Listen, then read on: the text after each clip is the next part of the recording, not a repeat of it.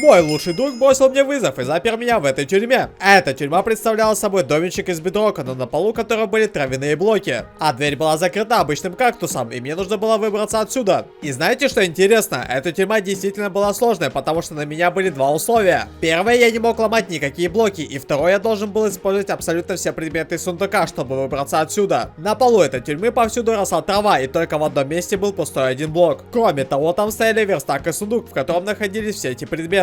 С первого взгляда оказалось, что с этими вещами выбраться просто нереально. И если бы не было второго условия, я бы просто сделал из 5 костей один костяной блок. Поставил его рядом с кактусом и смог бы выбраться оттуда, но это было запрещено. Тогда я начал думать, что можно скрафтить из этих предметов. И после долгих размышлений я понял, эта трава внизу нужна была не просто так. Сначала я вылил воду в угол, чтобы сломать всю траву, и получил семена. И тогда я уже понял всю механику этой тюрьмы. Сначала я сделал мотыгу из 2 палок и 1 слитка, испахал землю и посадил семена. Из костей я сделал костную муку и ускорил рост пшеницы. Добыть пшеницу я не мог, поэтому пришлось прыгать на ней, чтобы сломать ее. После того, как получил 3 пшеницы, из 2 тростников сделал сахар, а затем заспавнил корову и набрал 3 ведра молока. И да, все эти предметы были нужны для одного рецепта торта. Я поставил его рядом с кактусом, и все потому, что я домичек и я злодей. Подпишитесь!